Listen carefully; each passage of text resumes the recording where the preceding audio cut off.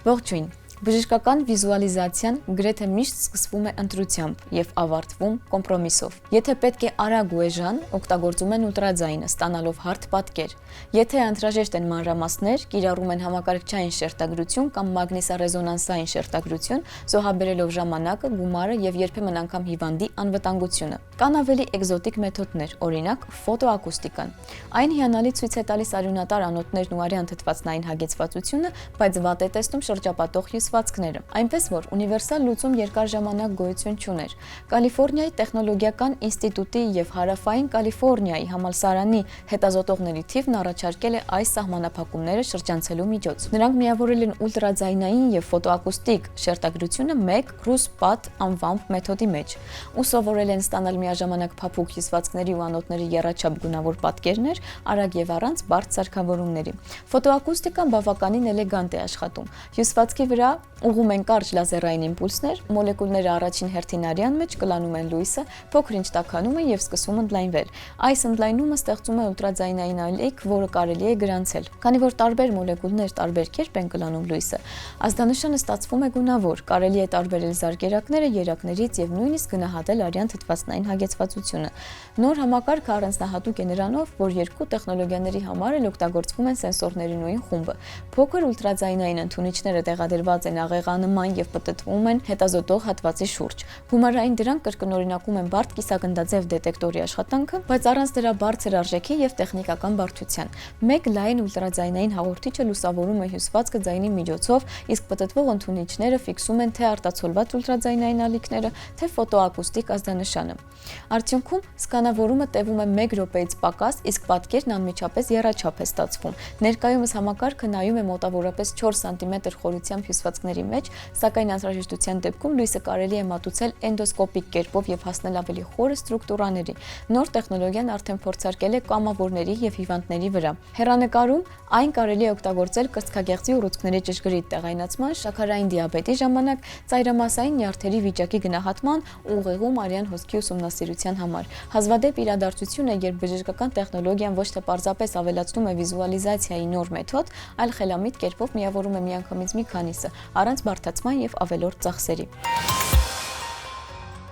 Ռոբոտը բացում է սպասք լվացող մեքենան, հանում ափսեները, ուշադիր տեղափոխում է դրանք, փակում մեքենան կոնքի շարժումով, պահարանի դուռն էլ է փակում ոտքով։ Այս ամենը առանց նախօրոք սահմանված սցենարների, առանց դադարների եւ մարդու միջամտության։ Հենց այս օրինակը բերելով էլ կալիֆոռնիական Figure ընկերությունը պատմում է մարդանման ռոբոտների համար ունիվերսալ կառավարման նոր Helix 02 համակարգի մասին։ Helix 02-ի հիմնական նորամուծությունն այն է, որ քայլելու եւ մանիպուլյացիաների մասին ռոբոտն այլևս առանձին չի մտածում։ Մեկ նեյրոցանցը միաժամանակ կառավարում է ամբողջ մարմինը, ձեռքերը, ոտքերը, հավասարակշռությունը, մակերևույթի հետ շփումն ու առարկաների հետ փոխգործակցությունը։ Սա թույլ է տալիս Figure 03 ռոբոտին կատարել երկար եւ բարդ առաջադրանքներ անկազմակերպ միջավայրում, օրինակ սովորական խոհանոցում, եւ անել դա նույնքան անընդհատ, որքան մարդը։ Համակարգի առաջին տարբերակը Helix-ը ներկայացվեց 2025 թվականի սկզբին, ու այն արդեն մեծ առաջընթաց էր։ Երկմակարդակ ճարտարապետության միջոցով այն կապում էր տեսողությունն ու լեզվի ըմբռնումը ռոբոտի գործողությունների հետ։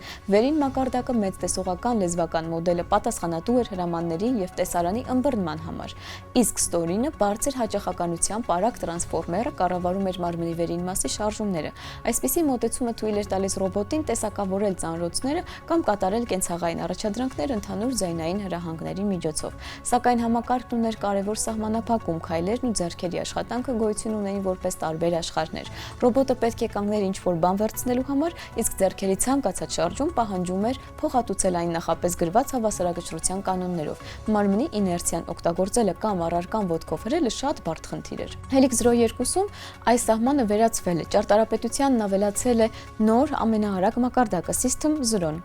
Այն աշխատում է մինչև 1 կիլոհերց հաճախականությամբ եւ պատասխանատու է հավասարակշռության կայունության եւ բոլոր շարժիչների համակարգման համար։ Դրա հիմքում մարդկային մոտորիկայի մոդելն է, այսինքն այն, թե ինչպես են մարդիկ պահպանում հավասարակշռությունն ու շարժվում ամբողջ ամբողջ մարմնով։ System Zero-ն ուսուցանվել է սիմուլյացիայում ամրապնդող ուսուցման մեթոդով, օգտագործելով մարդու իրական շարժումների վերաբերյալ տվյալների ավելի քան 1000 ժամ։ Արդյունքում նեյրոցանցը փոխարինել է ձեռքով գրված ավելի քան 100,000 տող կոդը, որը նախկինում պատասխանատու էր քայլվածքի եւ կայունության համար։ Ողջ համակարգն այժմ հիերարխիկ տեսք ունի։ Դանդաղ մակարդակը պլանավորում է առաջադրանքներն ու հասկանում հրամանները, ինչպիսիք են դատարկիր, սպասք լվացող մեքենան։ Միջին մակարդակն այդ նպատակները թարգմանում է կոնկրետ շարժումների, օգտագործելով բոլոր սենսորների տվյալները, իսկ արագ մակարդակը հետևում է շարժման ֆիզիկային իրական ժամանակում, ճշգրտելով հավասարակշռությունն ու մակերևույթի հետ շփումը։ Առանցքային դեր է խաղում սենսորիկան։ Ափերի մեջ տեղադրված տեսախցիկները թույլ են տալիս ռոբոտին տեսնել այն առարկաները, որոնք թաքնված են մարմնի հիմնական տեսախցիկներից, իսկ մատների վրա տակտիլ սենսորները տարբերում են ուժերը մի քանի գրամի ճշգրտությամբ։ Դրա շնորհիվ Figure Zero 3-ը կարող է ոչ միայն տեղափոխել փխրուն սպասքը, այլև կատարել նուրբ գործողություններ, բացել կափարիչները, օգտագործել ներարկիչը, հանել առանձին հաբերը օրգանայզերից։ Ցուցադրական փորձարկումներում Helix 02-ի կառավարմամբ ռոբոտը 4 րոպե շարունակ ինքնավար կերպով դատարկել ու լցրել է սպասք լվացող մեքենան։ Նա ազատ տեղաշարժվել է խոհանոցում, օգտագործել ամբողջ մարմինը որպես միասնական գործիք եւ կանգ չի առել գործողությունների միջև։ Ըստ էության Figure-ը ցույց է տալիս, թե ինչպես են մարդանման ռոբոտները աստիճանաբար անցնում առանձին հմտությունների հավաքածուից ամբողջական մարմնային վարքագծի, երբ շարժումը, հավասարակշռությունն ու մտածողությունը աշխատում են որպես միասնական համակարգ։